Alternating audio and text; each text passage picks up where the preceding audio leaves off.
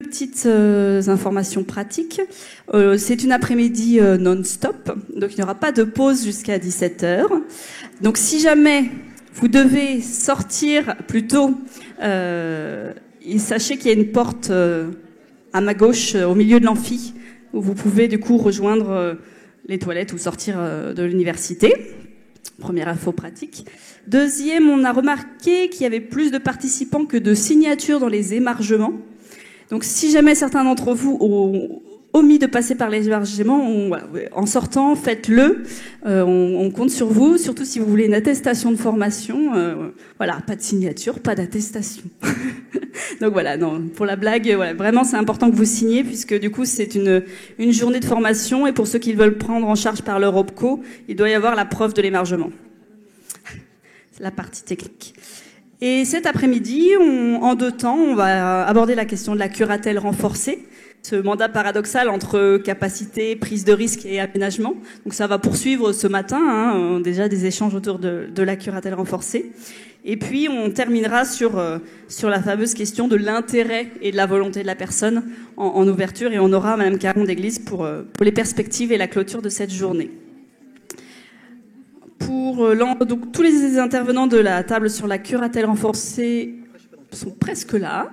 Mais on va pouvoir commencer cette fois encore par une vidéo de curatelle renforcée, de personnes en curatelle renforcée. Donc je laisse la technique lancer la vidéo curatelle. Bah oui, dans mon logement, celle qui paye mon loyer, celle qui paye mes charges. Elle m'a fixé aussi un budget pour faire mes courses. Elle fait mes papiers d'administration, comment dire, mes papiers, mon passeport, ma carte d'identité. J'ai besoin d'aide aussi. Administrativement, elle fait beaucoup, quoi, ma curatelle, quand même. Oui, ça m'a aidé aussi, oui.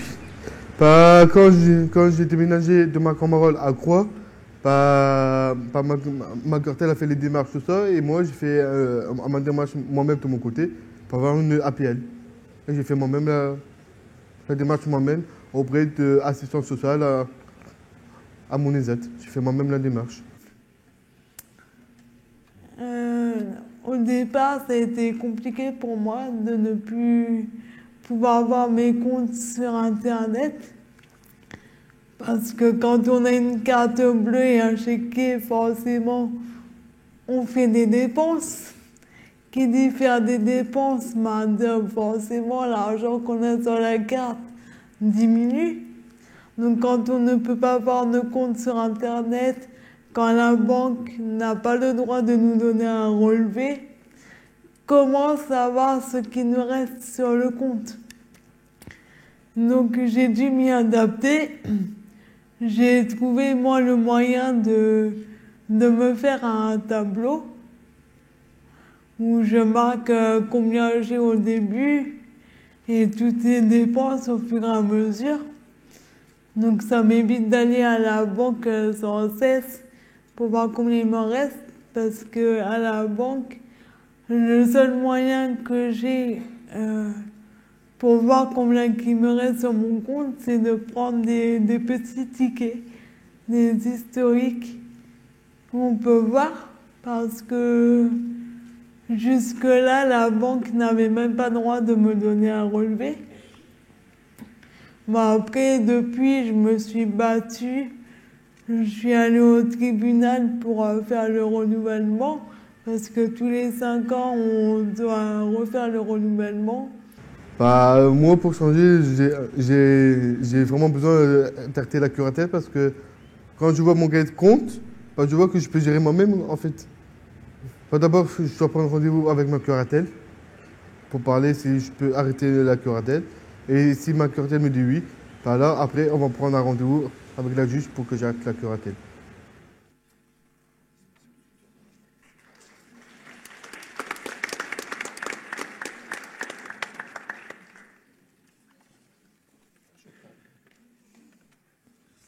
Voilà, nous allons reprendre nos travaux. Bon, j'espère que vous avez passé une très belle pause ce midi. Nous sommes dans une salle où la température est un peu plus fraîche.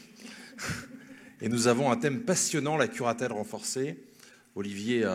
Monsieur Olivier Godin a beaucoup insisté pour qu'on travaille sur la curatelle renforcée, à juste raison, parce que c'est une mesure paradoxale qui parle en effet d'une plus grande demande sociale. Il nous expliquera comment il voit les choses. Alors, avec Nathalie Peterka, nous allons revenir tous les deux sur l'article 472 du Code civil. Tout n'est pas dit dans la curatelle renforcée sur l'article 472 du Code civil. Donc, dans les documents qui vous ont été distribués ce matin, nous allons reprendre le texte, si vous le voulez bien. Nathalie Peterka va d'abord vous préciser ce qui est spécifique dans la curatelle renforcée, et ensuite, je vous dirai ce qui est commun à d'autres curatelles.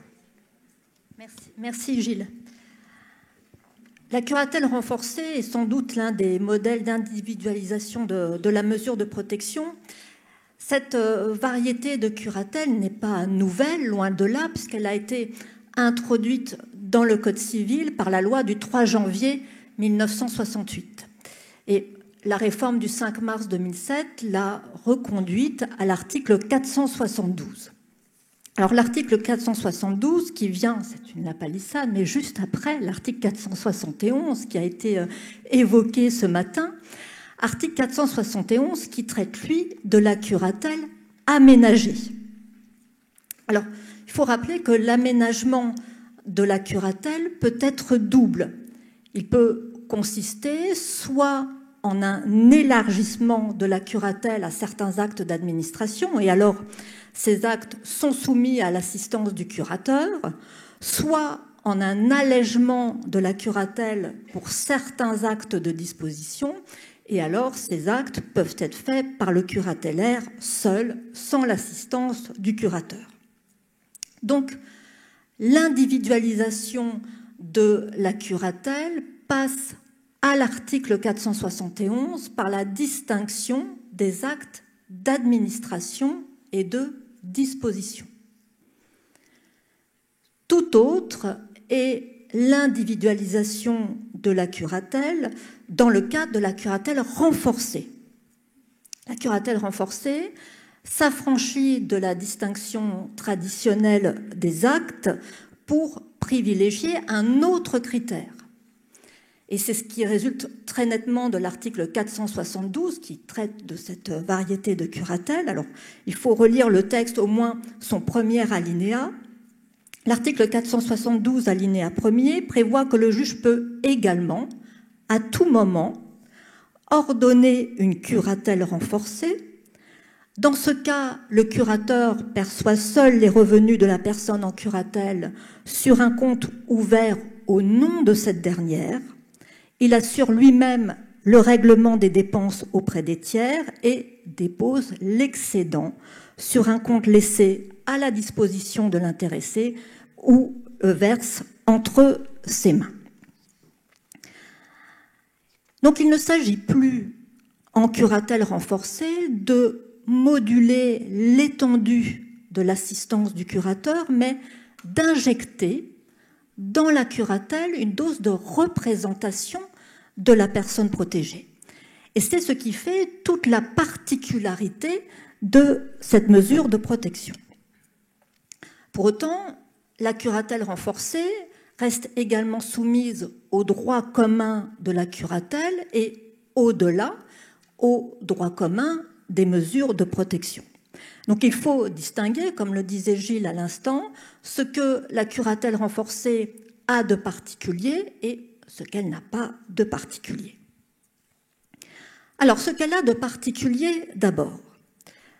La particularité de la curatelle renforcée tient à ce qu'elle mette en place une sphère de représentation de la personne protégée en parallèle de la mission d'assistance du curateur.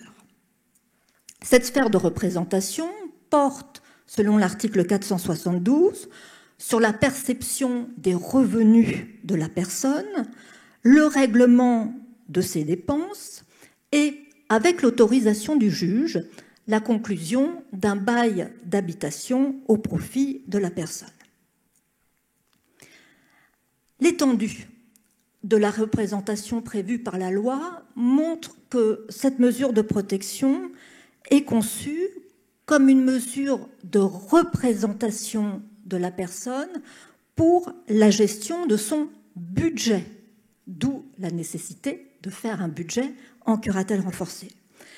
Il s'agit de représenter la personne pour la gestion de son budget courant afin qu'elle perçoive les sommes, les prestations auxquelles elle peut prétendre et qu'elle paie ses dettes.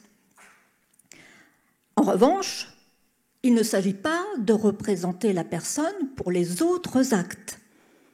Ces derniers restent soumis à la règle de l'assistance, s'il s'agit d'actes de disposition, à moins que la curatelle renforcée soit associée à un élargissement ou à un rétrécissement, si je puis dire, de cette mesure de protection. C'est l'association curatelle renforcée, curatelle aménagée qui a été abordée ce matin et sur laquelle on pourra revenir. Alors ce cadre de la curatelle renforcée résulte très nettement de ces conditions d'ouverture.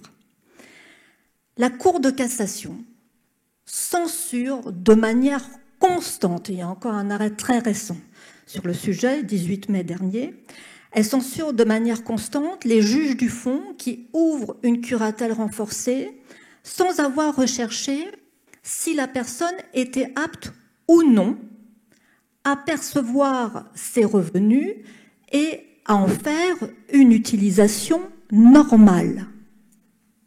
C'est l'expression utilisée de manière récurrente par la Cour de cassation. Donc là, du coup, ça... Vous m'entendez? Oui. C'est surprenant. La curatelle renforcée, et donc c'est ce qui résulte des textes et de l'expression de la Cour de cassation, est destinée aux personnes qui ne sont pas suffisamment autonomes pour gérer leurs finances quotidiennes, leur budget courant. Alors, ces principes paraissent assez simples, mais comme on l'a évoqué ce matin, leur mise en œuvre peut être délicate. Comme on l'a dit ce matin, toute la question est de savoir où commence et s'arrête la représentation. Est-ce que la curatelle renforcée implique pour le curateur de représenter la personne pour l'ouverture de ses droits, pour agir en justice afin que les sommes qui lui sont dues lui soient payées? À l'inverse, la question se pose aussi de savoir si la curatelle renforcée laisse à la personne protégée une capacité pour conclure un certain nombre d'actes, un certain nombre de contrats. Et il y a un arrêt, on l'évoquera peut-être tout à l'heure, en matière de contrat de téléphonie mobile, un arrêt de la Cour d'appel d'Amiens du 8 juillet 2021, qui a refusé à une personne en curatelle renforcée la capacité de conclure seule de tels contrats, et donc les a annulés.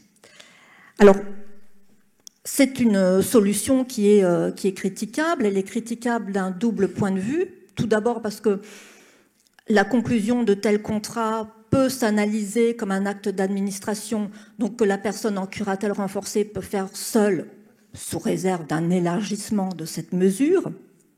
Surtout, cet arrêt, alors c'est vrai que la question n'était pas posée au juge, mais cet arrêt ne répond pas à la question de l'étendue de la représentation en curatelle renforcée. Le curateur qui est averti de la conclusion de multiples contrats a le pouvoir, sur le fondement de l'article 472, de suspendre leur paiement dès lors que ce paiement déséquilibre le budget de la personne protégée.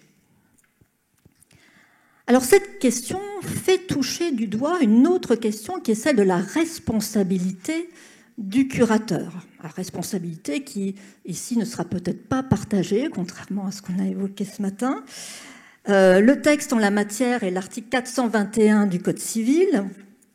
Ce texte prévoit qu'en curatelle renforcée, le curateur engage sa responsabilité civile à raison d'une faute simple. L'exigence d'une faute lourde ou dolosive n'est requise qu'en curatelle simple. Alors il faut bien comprendre la distinction que fait le texte. En réalité, il ne s'agit pas de distinguer entre curatelle simple et curatelle renforcée, mais de rechercher à l'occasion de quelle mission le curateur a commis une faute. L'a-t-il commise à l'occasion de sa mission de représentation et alors une faute simple est suffisante, ou l'a-t-il commise à l'occasion de sa mission d'assistance et alors une faute lourde ou dolosive est nécessaire. Alors, à ces interrogations s'ajoute une autre question qui est celle de savoir si il convient de faire évoluer la curatelle renforcée. Et on a déjà abordé cette question indirectement ce matin avec les cas pratiques. La faire évoluer pour laisser plus d'autonomie à la personne protégée et donc aller vers moins de représentation, ou du moins moduler la représentation en curatelle renforcée, ce que l'article 472 actuellement ne permet pas. Alors, ce débat fait bien sûr écho à un autre débat qui est le fameux article 12 de la Convention internationale relative aux droits des personnes handicapées qui condamne les mesures substitutives.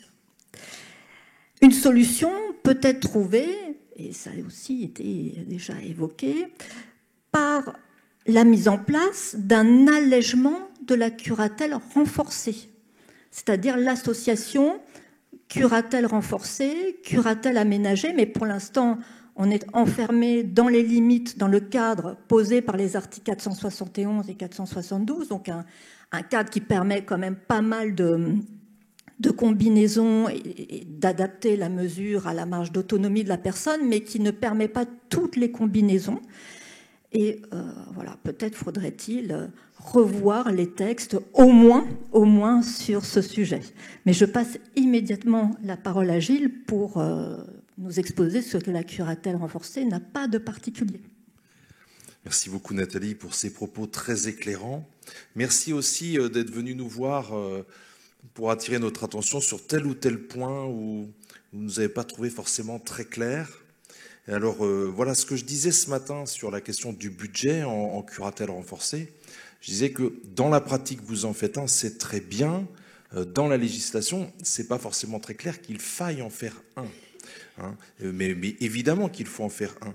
Et alors, une personne est venue me voir et a attiré mon attention sur la modification de l'article 503, subrepticement par la loi du 23 mars 2019. Et on a changé les mots « et le transmet au juge », c'est l'article 503 à propos de l'inventaire, pour mettre « avec le budget provisionnel ». Voilà, donc en fait, oui, le budget, il entre dans la curatelle renforcée, mais bon, c'est quand même un texte sur l'inventaire, c'est pas un texte sur le budget. Ce qui est vraiment dommage, c'est... Voilà, et ce qui est vraiment dommage, c'est de ne pas avoir visé l'article 500 tout en bas de l'article 472, voilà, il en manque un, il manque l'article 500. Bon, mais c'est comme ça, les grands professeurs de droit, je pense à Michel Grimaldi, dit toujours, le texte n'est pas bien, c'est comme ça, on fait avec, ce qui compte, c'est que la pratique soit sécurisée. Donc, sécurisons les pratiques, et c'est pour ça que nos colloques ont encore plus d'importance parfois que les débats parlementaires, qui sont parfois très, très, très refermés sur une telle ou telle situation.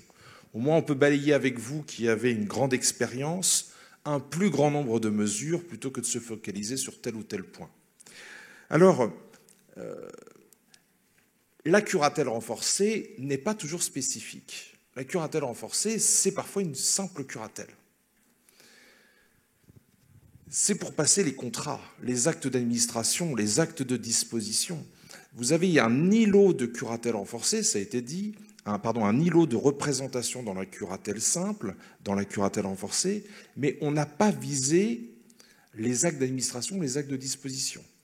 On a visé de manière générale la perception des revenus ou le paiement des dépenses. Et vous voyez, on ne se pose pas la question, percevoir un revenu, est-ce que c'est un revenu exceptionnel, 500 000 €, il a gagné au loto, ou est-ce que c'est 22 € qui vont lui être dus tous les mois par telle ou telle société qui va verser une allocation de retraite. Voilà. Non, on ne pose pas la question. ce revenu serait-il un acte d'administration ou un acte de disposition? Non, on ne se pose pas de question. C'est concret. Dès 1968, avec la curatelle renforcée, vous aviez ici, c'est un peu subversif, mais la recherche de l'efficacité. C'est-à-dire qu'on avait monté tout un système qui faisait référence au droit patrimonial, au régime matrimonial, aux successions, en utilisant les actes d'administration, les actes de disposition. Mais ici, on est très concret. C'est les revenus, ce sont les revenus, ce sont les dépenses. Indépendamment de se poser la question, c'est un acte d'administration, un acte de disposition. Mais quand on n'est pas sur ce petit îlot de représentation, on revient à la normale. Il faut se poser la question, s'agit-il d'un acte d'administration ou d'un acte de disposition? Donc c'est seulement s'il s'agit d'un acte de disposition qu'il faudra l'assistance du curateur. Donc on le sait très bien, pour une donation par exemple, même manuelle. Je ne parle pas du présent d'usage, hein, le cadeau de Noël, mais une donation manuelle, on a un lingot d'or, voilà, on veut le donner à sa nièce, bon, bah, c'est quand même une somme, hein, un lingot d'or, je ne sais plus combien c'est 8, 10 ou 12 000 euros, je ne suis pas le cours de l'or comme je surveille le lait sur le feu. C'est plutôt une preuve de santé mentale pour moi, mais bon, c'est comme ça. Chacun ses loisirs. Vous voyez, on donne un lingot d'or, c'est un contrat réel. Bon, bah, cette donation, il n'y aura pas de notaire, cette donation, elle exige l'assistance du curateur. S'il n'y a pas d'assistance du curateur, eh bien, cet acte juridique n'est pas valable. Voilà, ça, il faut en être convaincu, hein. Les actes d'administration, on pense souvent au bail. Et ce matin, on a évoqué le bail. Et c'est là que voilà, vous êtes venu me voir, je n'ai peut-être pas été très clair. Il faut dissocier le bail en qualité de locataire et le bail en qualité de bailleur. Comme pour la donation, d'ailleurs. La donation en qualité de donateur et la donation en qualité de donataire. La donation en qualité de donataire, c'est un acte d'administration, à moins qu'il y ait des charges. C'est un spécialiste de la donation. Et encore, ça dépend de quelle charge. Ah oui, ça dépend quelle charge, voilà. Bon, donc, pour le bail, en qualité de bailleur, j'ai juste précisé que une personne en curatelle renforcée peut le signer seul, mais le problème, c'est qu'il faut que le locataire, en principe, vérifie la capacité de son cocontractant à recevoir le revenu pour que le paiement éteigne la dette. C'est l'article 1342-2. Donc quand on est dans un travail d'indivisibilité de la mesure, quand on est un travail, c'est-à-dire qu'on veut permettre au major protégé de signer seul un bail et de percevoir seul les loyers, eh bien ça veut donc dire qu'il va falloir ajuster la capacité contractuelle. Et donc ça voudrait dire qu'il faut qu'il ait une capacité spéciale, non pas pour signer le bail, c'est un acte d'administration, on est d'accord, mais pour percevoir seul les revenus. C'est ça que je disais. Voilà, on est d'accord maintenant, Pierre, sur ce cas-là.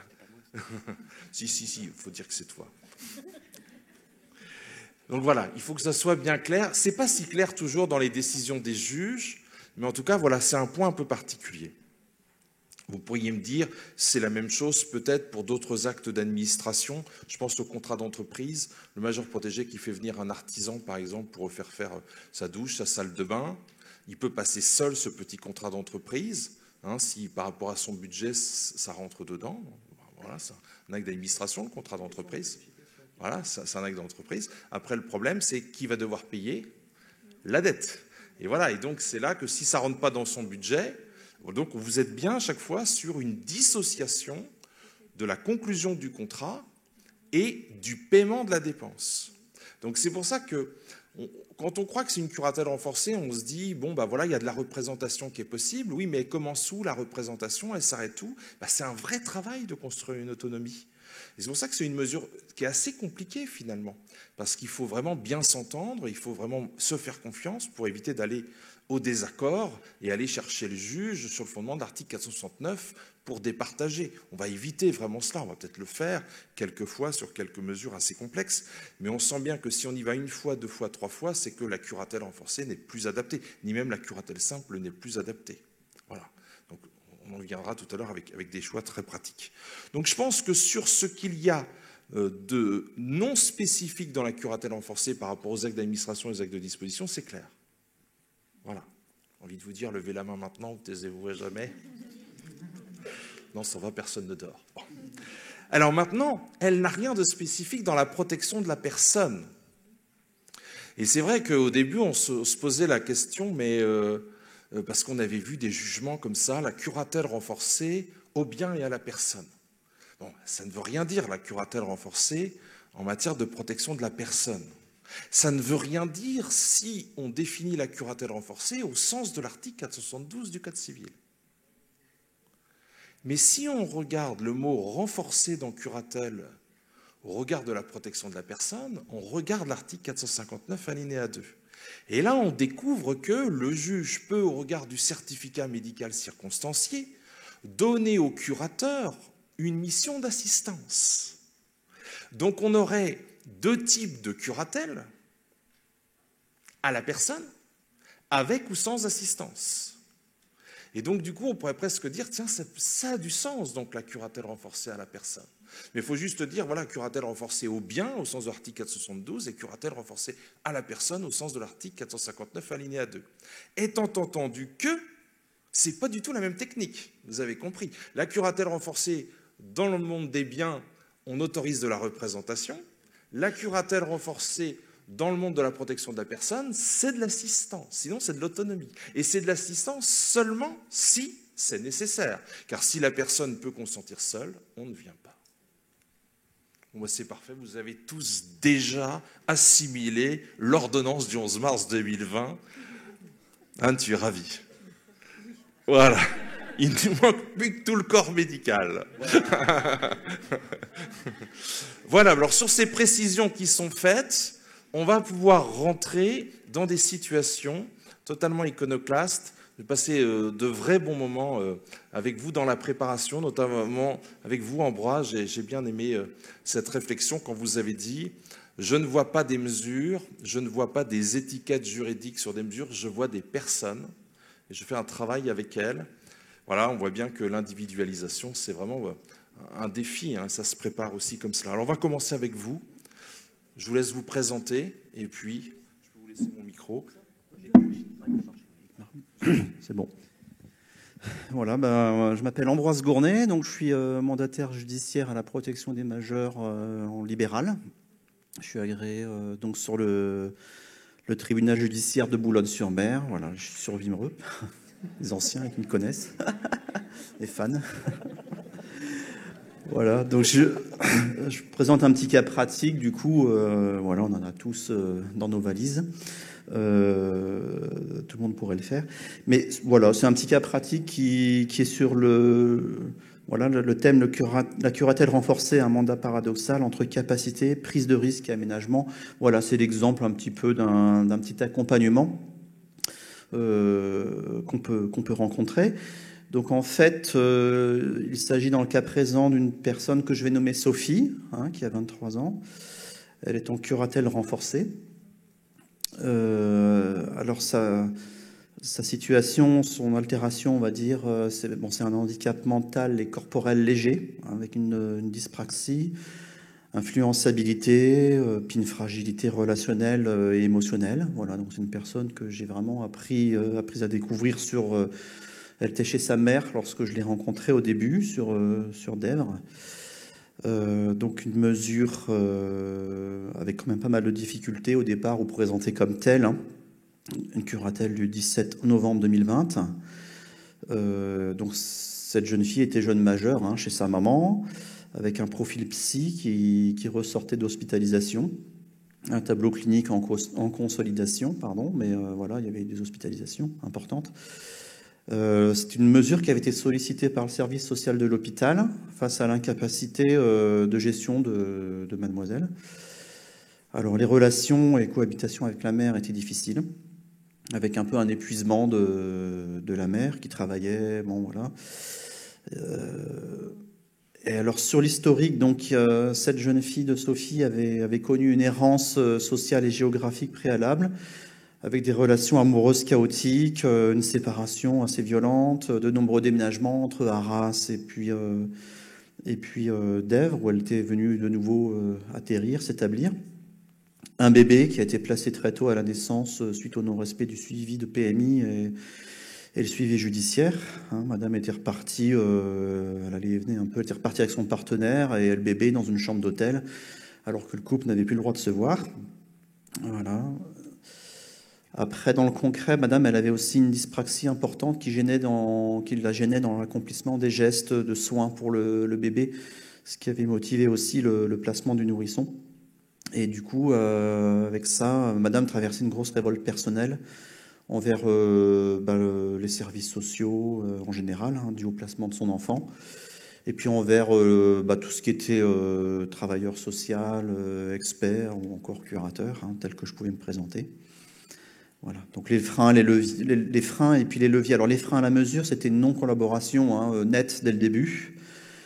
Une situation sociale au départ teintée quand même d'un pronostic lourd, et puis madame qui s'empêchait d'avancer vers un projet, car elle était très remontée contre son conjoint, ça lui prenait énormément d'énergie, beaucoup dans le ressentiment.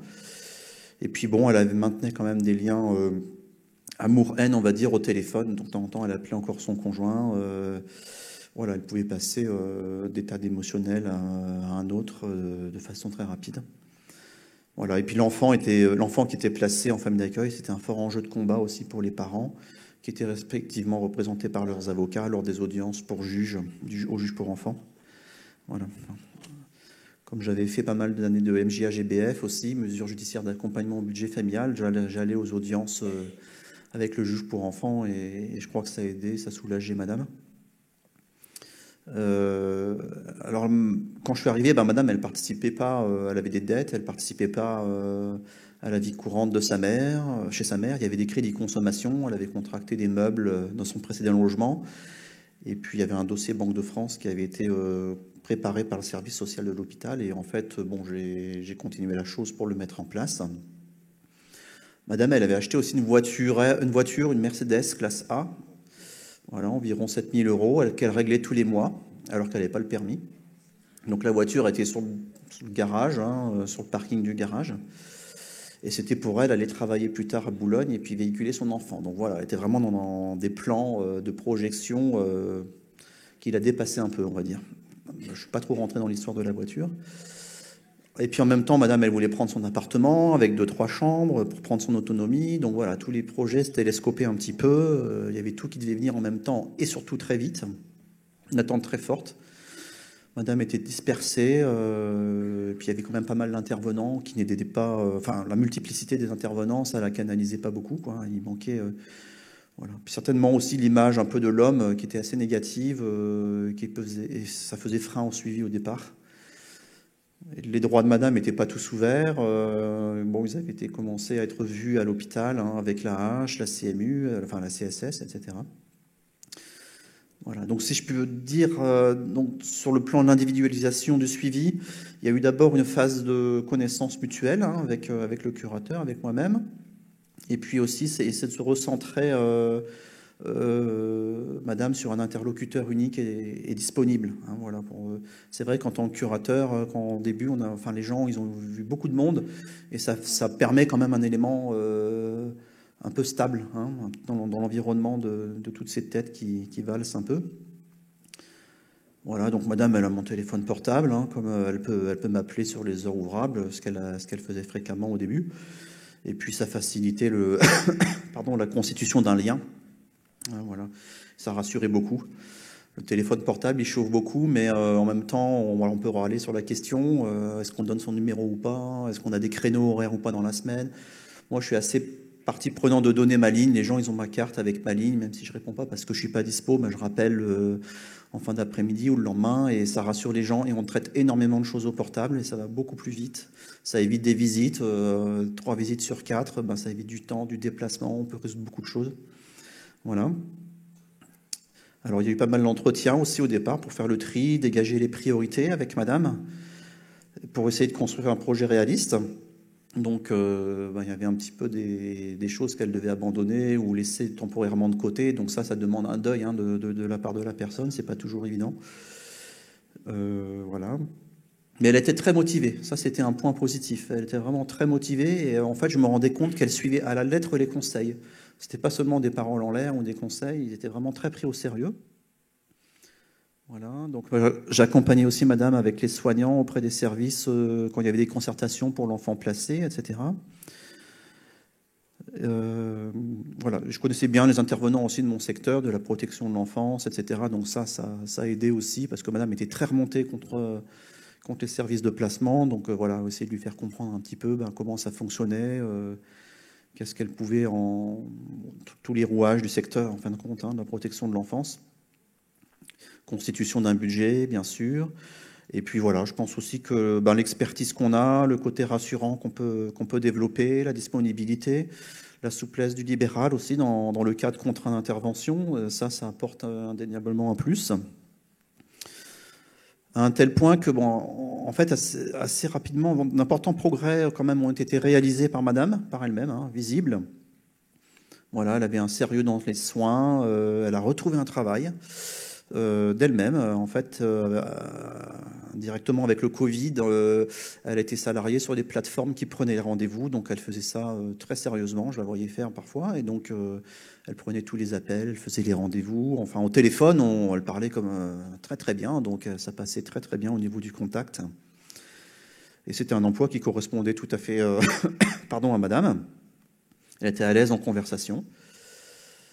Voilà, donc elle a pu revoir un petit peu aussi ses droits de visite avec son avocat, au domicile avec sa mère, elle a pu commencer à accueillir son bébé. Et puis les relations avec sa mère se sont apaisées aussi dès lors qu'on a pu trouver un mode de répartition entre les deux, la mise en place d'un budget. Au départ un petit peu autoritaire, un petit peu cadrant, mais voilà, ça a permis d'apaiser le climat et puis d'améliorer les choses. Madame, elle a pu aussi réaliser des économies du coup. Et elle s'est trouvée un logement toute seule sur Boulogne. Voilà, j'étais là pour la signature du bail, mais sinon, elle a démarché elle-même. Elle a trouvé un logement qui lui correspondait. Et puis après, on a aidé pour le meubler avec le magasin, etc. Et elle pouvait du coup accueillir sa fille sur des temps médiatisés, bien déterminés. Et voilà, les choses se sont mises en place. Alors les audiences avec le juge pour enfants restaient encore très tendues, surtout en présence du père. C'était très conflictuel. Mais avec le temps, les audiences suivantes étaient plus apaisées quand même. Les parents, sinon, ils se battaient un peu comme des chiffonniers devant l'enfant. Les premières fois, c'était très, très difficile à supporter. Voilà. Et donc, ce que je peux en dire, c'est un peu l'autonomie qu'on laisse aux gens, la résilience face aux problèmes qui ont été au cœur de ce suivi. Et j'en fus moi-même étonné, avec des ressources personnelles insoupçonnées chez les gens. Voilà, les ressources ont été pleinement mises en œuvre sur un tableau clinique initial qui était défavorable. Voilà, et l'atout du MJPM a pu jouer pleinement dans le cas précis, aussi, voilà, avec une projection positive peut-être sur la personne, sur les gens, une posture professionnelle, ce qui a permis une évolution assez bénéfique. Voilà. Donc actuellement, elle est à nouveau au chômage, mais elle souhaite s'engager dans une démarche de formation, cette Sophie. Et puis, voilà, elle a retrouvé une relation aussi plus apaisante sur le plan matrimonial. Donc ça aussi, pour elle, c'est important et ça se passe très bien. Voilà. Et donc, un peu la réflexion, c'est comment, à partir d'un préjugé qu'on peut avoir, d'une situation de départ, qu'on s'imagine assez complexe avec... un petit peu tout ce qu'on en raconte, la lecture du dossier social et judiciaire au tribunal. Parfois on se fait des images et il ne faut pas s'enfermer dans ces images-là et dans ces préjugés. Et parfois aussi, voilà, laisser faire la personne, laisser faire la situation, pas vouloir tout. Parce que parfois quand on met en place la mesure, on veut tout maîtriser, on veut tout connaître, on veut tout baliser, on veut rien oublier. On a quand même des exigences importantes et on a toujours un peu la peur de voilà, qu'est-ce que j'ai oublié, est-ce que tout est... Et en fin de compte, on peut avoir tendance à brider un petit peu les choses ou les gens. Alors, quitte après à lâcher un peu plus de lest, mais c'est important de faire confiance aussi. Voilà, moi, personnellement, ça m'a appris voilà, au travers des situations. Ça fait 17 ans que je suis dans l'activité. On apprend toujours et on apprend toujours à faire confiance. Voilà, là, on parlait de la prise de risque ce matin. Il y a une prise de risque à faire, effectivement. Parfois, il faut la prendre un peu sur soi. Et puis, bien sûr, en mesurant les choses. Mais parfois, cette prise de risque, elle est bénéfique. Et puis, malgré le cadre contraint de la curatelle, la personne, elle se rend compte qu'elle a quand même elle peut agir sur son environnement. Et ça, c'est vraiment quelque chose sur lequel on peut s'appuyer. Voilà. et qui est profitable à tout le monde, à la personne comme au MJPM à moyen terme, voire à court terme. Hein. Voilà. Donc vraiment, c'est quand le majeur s'empare de sa mesure, quand on lui confisque pas tout, quand il a l'impression que voilà, il y a de la latitude, il y a de la marge de manœuvre, eh bien parfois on est vraiment surpris et agréablement surpris.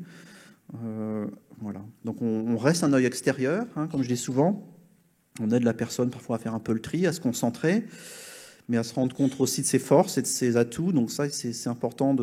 Souvent, on voit ce qui ne va pas, ou les freins, mais c'est très important de voir les atouts et puis aussi de les mettre en valeur auprès de la personne.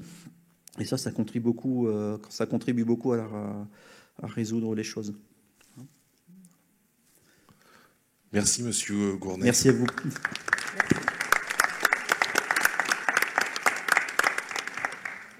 Dans votre cas, on était bien sur une curatelle renforcée au tout début. Oui. Et vous avez fait un travail, vous pensez, vers un allègement de la mesure, vers une main levée possible? Alors, main levée, je ne sais pas tout de suite, mais je pense que oui, comme c'est une personne assez jeune, hein, qui a 23 ans, je pense qu'il y a une possibilité d'évolution, peut-être vers une curatelle simple, là, lors du prochain renouvellement. C'est quelque chose qu'on pourra demander. Et puis, voilà, c'est une personne qui n'aura peut-être pas besoin d'une mesure de protection trop longtemps. Voilà, c'est sûr. Oui, monsieur, moi j'avais une question. Vous disiez que vous aviez assisté avec la personne protégée aux audiences devant le juge des enfants. Alors, est-ce que...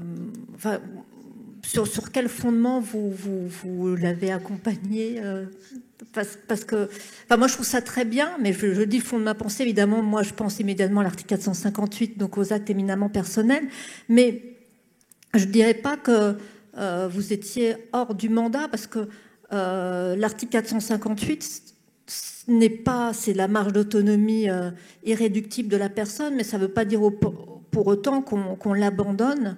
Donc, il y a cette idée de soutien qui me paraît très, très importante et voilà, qui correspond effectivement à votre... Alors, j'ai pas tellement le recul sur les autres juridictions, mais à Boulogne-sur-Mer, on est les juridictions sont quand même très sociales. Et si je suis allé aux audiences au Sigeau-Miran, c'est parce que je suis convoqué. Ah oui. C'est-à-dire que voilà, je réponds à la convocation, j'ai la convocation du juge pour enfants. En général, ils savent qu'il y a une mesure de protection.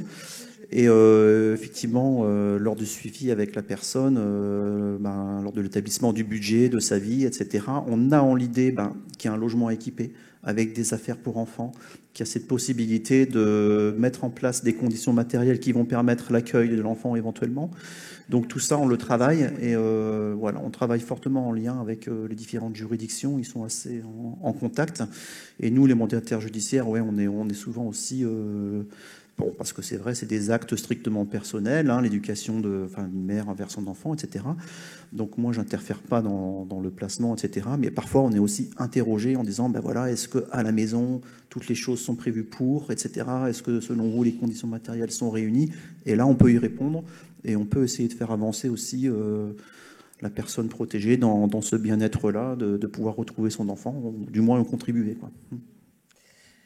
Merci, monsieur, de votre témoignage, parce que je pense qu'il pose effectivement votre intervention et la transdisciplinarité que vous mettez, c'est-à-dire votre intervention à la fois pour la personne adulte protégée, mais aussi la personne adulte protégée en tant qu'elle est parent d'un enfant qui fait lui-même l'objet d'un suivi par un juge des enfants, pose la question d'une part des actes strictement personnels, c'est-à-dire qu'est-ce qu'on fait dans l'accompagnement, dans l'assistance ou pas, de fait, à des actes qui pourtant sont strictement personnels. Donc, première question.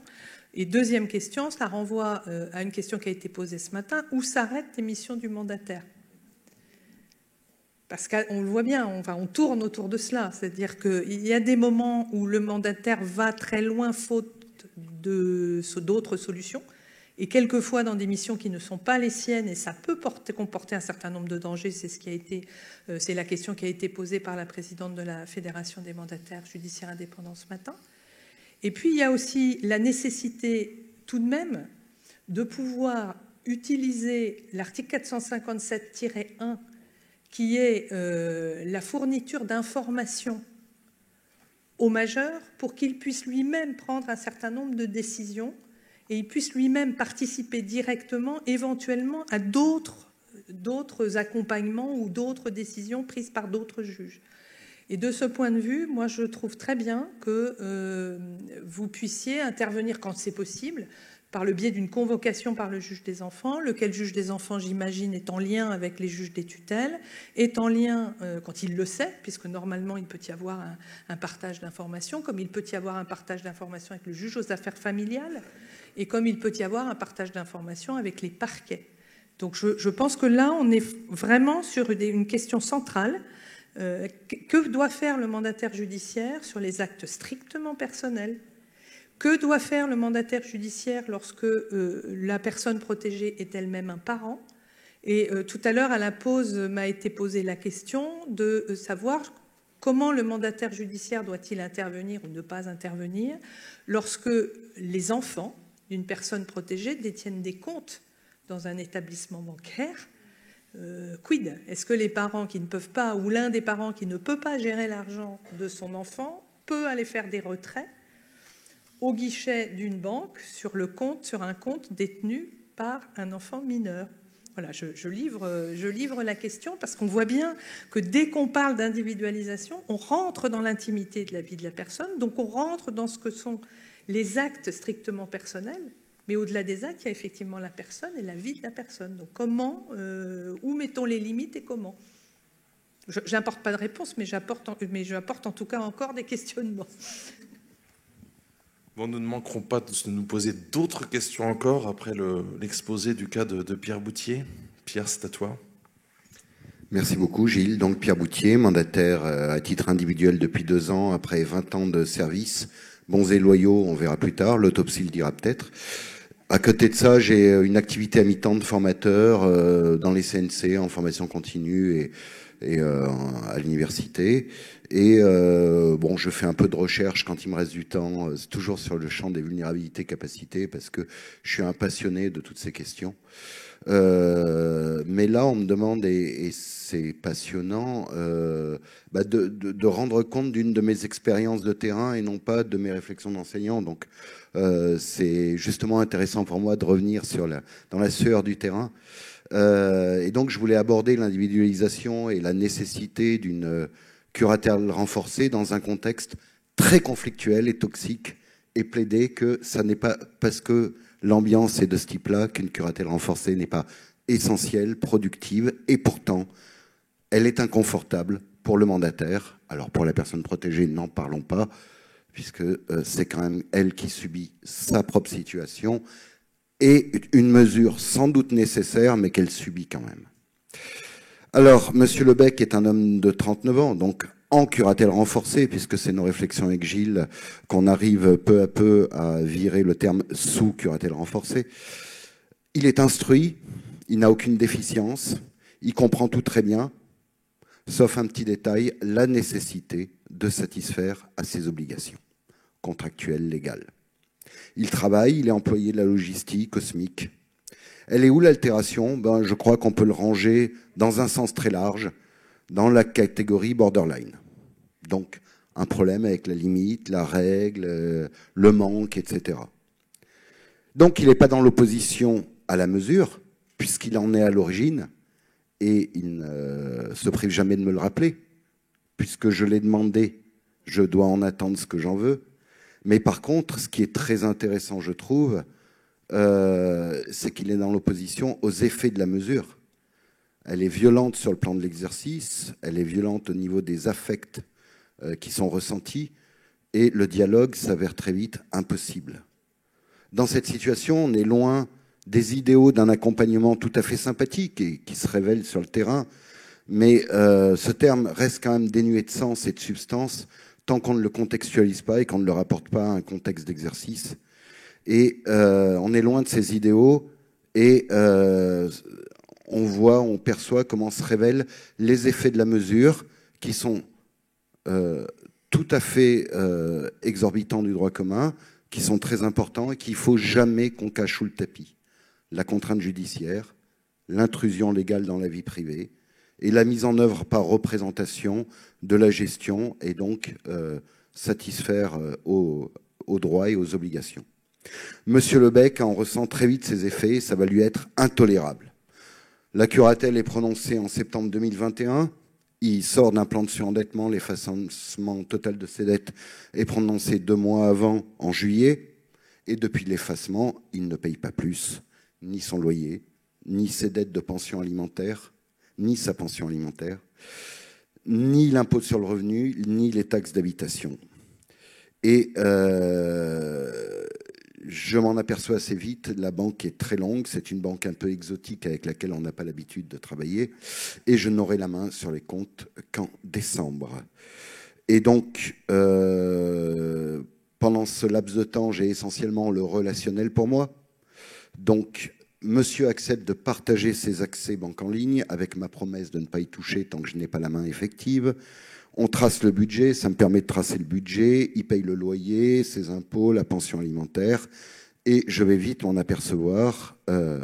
Entre octobre et novembre, il sort ou il paye avec sa CB 1 700 €. Donc forcément, rien n'est payé. Et il ne cesse de répéter, je veux la plus grande autonomie possible, je me suis renseigné, une curatelle, ce n'est pas une tutelle, vous ne déciderez pas à ma place. Et sur le fond, il a tout à fait raison. Et d'ailleurs, en tutelle, je ne sais pas si on décide à la place des gens ou si on les représente dans l'acte, mais ça, c'est un autre débat.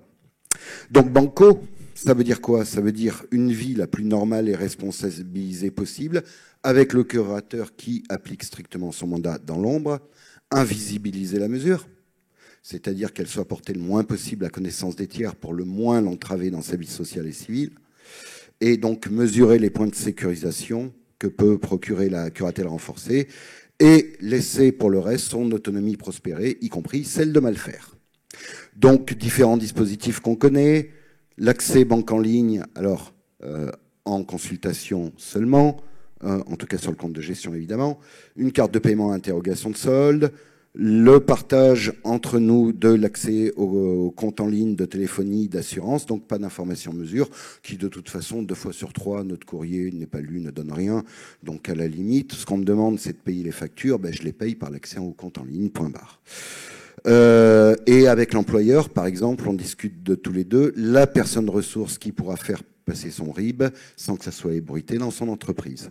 Donc c'est ça, invisibiliser à mesure, hein, pour moi, c'est des choses très concrètes, mais effectivement, on ne débarque pas avec tambour et trompette en criant sur la place publique que la personne est marquée au fer rouge de la curatelle renforcée. Donc ma place va être d'assurer l'effectivité des droits et la satisfaction des obligations par le mandat renforcé, c'est-à-dire encaisser et payer. Ça sent pas glorieux, certes, ça sauve pas le monde, mais c'est juste essentiel pour sécuriser sa vie civile et sociale. On a évité quand même en 3 mois une expulsion locative, des saisies conservatoires et une suspension des services téléphoniques et Internet. L'information, évidemment. Et la veille et l'alerte, exemple sa mutuelle employeur, pas de prélèvement des cotisations. Voilà, ça c'est de la veille et de l'alerte. Et bien, il s'est débrouillé pour faire passer son RIB à sa mutuelle employeur, tout simplement. Mais malheureusement, ça part très vite en vrille, parce que bien sûr, je mets en place tous les paiements. Je mets en place tout simplement la négociation de très nombreux échéanciers, tout simplement le respect des contraintes contractuelles et légales dans lesquelles il est engagé, et donc que je n'arrive pas à lui faire entendre, que je ne suis pas à l'origine, évidemment, mais on peut expliquer 100 fois, on ne peut pas comprendre à la place de l'autre, et si l'autre n'est pas en état de comprendre, je crois qu'il faut y renoncer au moins un temps. Donc ça donne des 100 € par mois téléphonie Internet, abonnement divers à des chaînes payantes, un loyer de 600 € par mois, et le problème est bien d'assumer les conséquences de ces dettes et de ces choix contractuels, et ce à quoi il me balance. Vous me laissez sous le seuil de pauvreté. Effectivement, du coup, on en déduit 400 € par mois. En fait, il veut être aidé, mais il ne veut pas voir sa situation propre qui est intolérable. Donc, comment je mets en œuvre ça? Je calcule mensuellement les charges et dettes du mois à venir. J'en énonce le montant et je le déduis une fois le salaire perçu, puisque je ne sais pas, puisqu'il est régulièrement en arrêt maladie, mais il ne me prévient pas. Donc, je ne sais pas combien il va toucher. Et puis, je lui envoie tout, puisque c'est ce qu'il veut. Vous n'avez pas intérêt à me mettre à la semaine, pas de souci. Alors que je sais qu'il ne sait pas gérer. En gros, il dépense tout pendant les 15 premiers jours. Il se paye des Uber, de la nourriture rapide, des trucs comme ça. Alors, parce que pour comprendre comment il fonctionne, je regarde son compte à libre à disposition. Mais là, je suis déjà à la limite de mon mandat. Donc, c'est déjà de l'intrusion que je mets sur mon devoir de vigilance. Mais je sais que je pense que je suis à la limite. Et puis, il n'a plus rien pour les 15 derniers jours. Donc, je le sais. Où est-ce qu'on met la limite? Est-ce que je dois le protéger malgré lui? Je pense que, vu l'ambiance, il faut qu'il éprouve cette autonomie. Mais c'est très fragile. Je ne suis sûr de rien. Et puis, là, il répète un scan le mois dernier. Forcément, il paume sa carte bancaire. 4 fois, c'est la faute, la mienne ou celle de la banque, mais il faut que je redemande les codes d'accès en ligne. Ben oui, l'autonomie avance, mais ça crée d'autres problèmes pour maintenir cette autonomie-là. Il accède à ses comptes en ligne, c'est merveilleux, il sait en temps réel, mais il a un mésusage de l'outil technique. Et puis, donc sa carte bancaire m'est envoyée, et pas à lui, donc ça lui est insupportable. Et hier, des SMS de nouveau, pas injurieux, mais extrêmement violents. Je ne peux plus vous supporter. Je suis passé à la CPAM. J'ai demandé la réédition de ma carte vitale, et ils vont vous l'envoyer. C'est insupportable. Alors bien sûr, il se trompe de colère. C'est juste que je lui ai marqué de manière très simple. Si vous voulez croire que c'est ma faute, faites-vous plaisir. Mais en fait, est-ce que je suis responsable des process des banques et de la Sécu? Mais il se trompe de colère. Mais sur le fond, est-ce qu'il n'a pas évidemment raison? Et en plus, j'ignorais qu'il avait perdu sa carte vitale, puisqu'il ne communique pas, si ce n'est dans la récrimination. Mais il l'a commandé tout seul. Il a fait ses photos. Est-ce que c'est pas parfait? Est-ce qu'on peut pas demander mieux? Donc mon questionnement permanent, c'est qu'est-ce qu'on peut tenir dans la situation? Qu'est-ce qu'on peut amener comme constance via la curatelle renforcée quand tout n'est que à coups, cycle avec des hauts et des bas, alternance de silence et de confrontation? Les enjeux dans ma posture, déjà, je pourrais me faire plaisir, je pourrais l'accabler, c'est facile. Le mettre face à ses responsabilités, avec la question essentielle, à qui ça servirait? À moi, à me faire plaisir, mais est-ce que c'est l'enjeu? Et je sais très bien qu'il faut aussi que je le responsabilise à sa mesure, pour qu'il ne craque pas, il est déjà suffisamment en arrêt maladie. Avec bien sûr ce sentiment d'injustice, que je travaille moi-même avec des mandataires en supervision, mais ce sentiment d'injustice qui peut tous nous traverser, avec tout ce que j'ai foutu pour négocier, il était à ça au regard des impôts, à ça, puisqu'il n'avait pas respecté déjà 2 fois des échéanciers pour ses TH et son IR. Bon, et j'ai réussi à négocier des échéanciers soutenables, mais ce sentiment d'injustice, je dois le travailler avec mes pairs, je dois le travailler par ailleurs, mais je ne dois pas lui faire subir, alors que, évidemment, dans une telle relation toxique, on peut que se demander, mais à quoi sert une curatelle renforcée? Eh bien, à satisfaire ses droits, à satisfaire ses obligations, en assurer l'effectivité, eh bien, ça permet juste d'avoir une vie civile et sociale normale. Et pour conclure, un truc que je répète toujours, à la fois comme prof et à moi-même en tant que praticien, le temps long, le temps long, le temps long. Inscrivons-nous dans le temps long. Là, on est à 9 mois de mesure. On est dans la purge. Dans le temps court, on est dans la réponse technique. Mais tout ce qui est conscientisation, relation, confiance, c'est une inscription dans le temps long. Et dans cette situation, ça n'arrivera peut-être jamais. Mais est-ce que c'est pour ça que la curatelle renforcée est inutile? Vous avez bien compris que je plaidais le contraire. Mais pour lui, si je me place de son point de vue, se construire en contre, s'opposer, peut être un merveilleux préalable à l'autonomie ou même un signe d'autonomie et justement d'affirmation du moi. Et si le prix pour le MJPM d'être le mauvais objet, pourquoi pas, travaillons ça entre nous. Alors évidemment, ne me faites pas dire ce que je n'ai pas dit, avec les limites de ce qui est acceptable ou qui ne l'est pas. Et voilà ce que je voulais vous livrer, histoire de se décaler aussi de ces discours auxquels je souscris. Mais non, le lien de confiance, se mettre d'accord, trouver des manières de faire qui satisfassent tout le monde, c'est pas forcément tout le temps.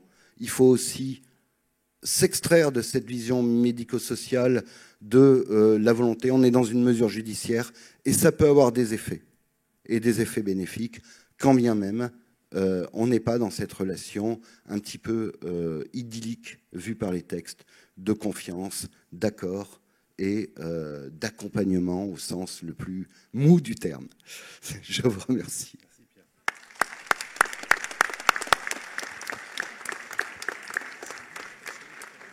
Oui. Je regarde Aurélie qui me dit que le temps presse, donc sans transition, Sylvie, c'est à vous. Non, c'est très bien. C'est à moi avant. Ça va être plus rapide. Alors, moi, ma situation est une situation que je pense beaucoup d'entre nous ont eu et vécu. En fait, c'est sur les actes d'administration en curatelle renforcée. Donc, Danielle est une dame de 59 ans. Elle est arrivée en service de soins de rééducation parce que voilà, elle a fait plusieurs hospitalisations en psychiatrie, etc. Le service social a mis en place une sauvegarde de justice, excusez-moi, une demande de sauvegarde de justice. Elle a un fils de 20 ans qui ne voulait pas faire les démarches. Donc, j'ai été nommée en curatelle renforcée.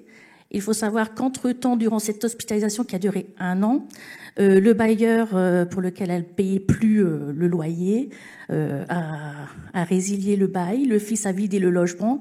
Donc, elle s'est retrouvée sans logement, sans rien. Mais cette dame, ça lui convenait puisqu'elle voulait rentrer en EHPAD. 59 ans, il fallait mettre en place la MDPH pour une entrée en hébergement. Mais elle ne voulait pas signer le document de MDPH. Donc, c'est le curateur qui doit le faire. C'est ce que j'ai mis en place.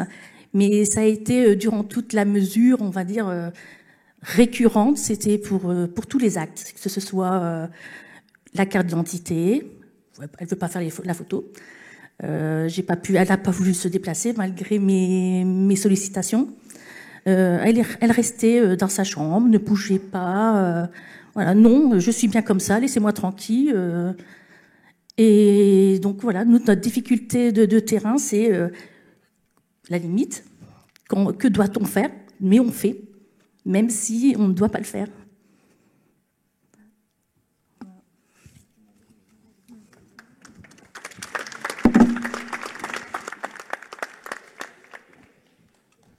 Oui, il y aurait beaucoup à dire.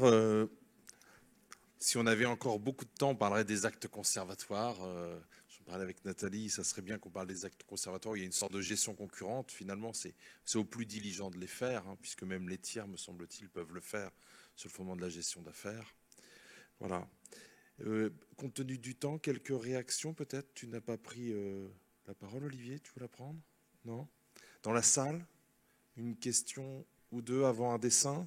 C'est cela, Ali, la commande? On a entendu beaucoup de choses. Ah pardon, je ne veux pas. Ah oui, je vous vois, ça y est.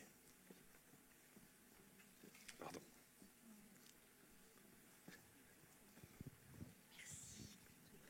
Toujours Sophie Céline. Hein, voilà. Moi, j'ai pas tellement de questions, si ce n'est que j'aimerais bien être en cours avec monsieur, parce que ça a l'air quand même hyper intéressant.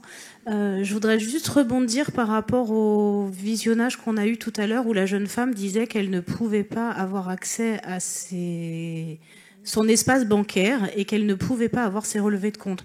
Alors, je ne sais pas si c'est spécifique à certaines banques, mais en tout cas, à aujourd'hui, la Caisse d'épargne et un certain nombre d'autres banques, telles que le Crédit Agricole sur certaines régions, fournissent des accès aux majeurs protégés. Ce sont des accès de consultation et ils acceptent, moyennant finance, je vous l'accorde, d'envoyer les relevés bancaires aux majeurs protégés ainsi qu'au MJPM. Donc je ne sais pas quand a été filmé ce document, mais à aujourd'hui, il est tout à fait possible de fournir ces deux choses-là aux majeurs protégés, qu'ils soient en curatelle ou en tutelle d'ailleurs. Et notre logiciel métier, en tout cas moi celui que j'utilise, nous permet maintenant de leur permettre un accès aussi de consultation et à des documents et à leur compte bancaire. Merci. Une autre observation? Pardon. Olivier ?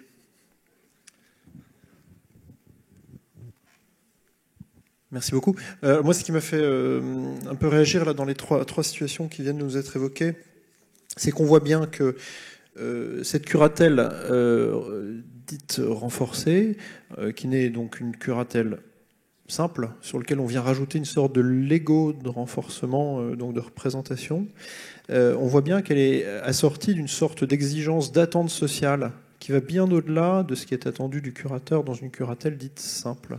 Et on le voit très très bien dans les exemples qui nous ont été exposés par tous les trois, qu'en réalité, on va très très vite toucher aux questions liées aux soins, aux questions de l'acceptation, aux questions de la, comment dirais-je, de l'intégration sociale, et on est bien au-delà d'une simple question purement financière telle qu'on pourrait le lire au visa du 472. On a eu, quand on préparait la situation d'aujourd'hui, des débats sur le 472, lecture stricte, on prend un chèque, on l'encaisse, ou bien lecture large, on assure la perception de ce chèque avant de procéder à un encaissement. Autre chose, pour être très bref, quelque chose qui m'a marqué aussi en écoutant ici et puis aussi ce matin, c'est que l'individualisation, finalement, elle va bien souvent passer au prisme, Pierre en a parlé, Madame le sait aussi tout à l'heure, d'actes qui semblent peut-être mineurs, vous disiez banal à pleurer, et en fait, c'est bien souvent d'actes banals et mineurs que sont tissées nos vies quotidiennes. Et quand on arrive à trouver des outils d'individualisation, typiquement pour l'accès aux éléments bancaires, et ben c'est avec des toutes petites choses parfois qu'on peut réussir à créer de l'individualisation de la mesure et que cette mesure soit beaucoup plus vivable pour la personne et qu'elle lui permette d'accéder à l'autonomie. Également, quelque chose moi qui me marque dans vos propos, c'est le fait que cette curatelle, elle est finalement un outil de sécurisation de droits de base et qui peut-être effectivement au départ peut être contraignant, mais si elle est bien menée, peut permettre ensuite de s'effacer, d'invisibiliser un certain nombre de choses pour permettre à l'autonomie de la personne de se déployer et donc partant d'individualiser parce que la mesure va s'adapter aux capacités de la personne. Voilà, merci beaucoup.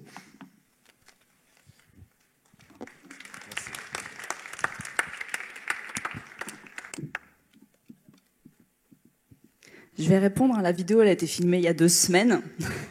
Donc la difficulté de Dorian, elle est réelle et on l'entend souvent, nous, au CRAI. Toutes ces difficultés d'obtenir des informations de la CCPAM, de la mutuelle, etc. Enfin, c'est des vraies problématiques qu'on entend. Et je pense qu'il est important, dans vos travaux, de vraiment de faire connaître votre métier, l'individualisation que vous portez pour faire bouger les lignes. Voilà.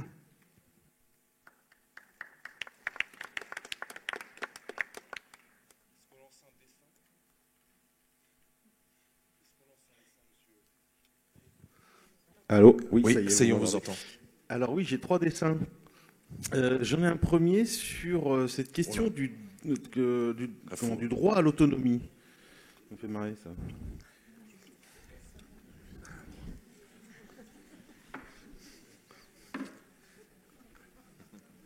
Qui c'est qui disait ça quand on veut se débarrasser de quelqu'un, on lui donne des droits? Ça marche, non?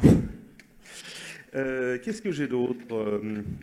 Oui, sur cette question de ce que vous faites sûrement, c'est-à-dire régulièrement payer les factures pour les gens dont vous vous occupez.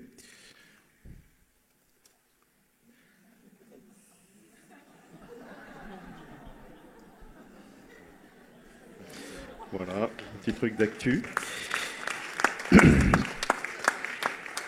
Et puis j'ai un dernier dessin où j'ai essayé, j'ai écouté attentivement, mais j'ai essayé de faire la différence, de résumer la différence entre la curatelle et la curatelle renforcée à la lumière de ce qu'on a entendu depuis ce matin.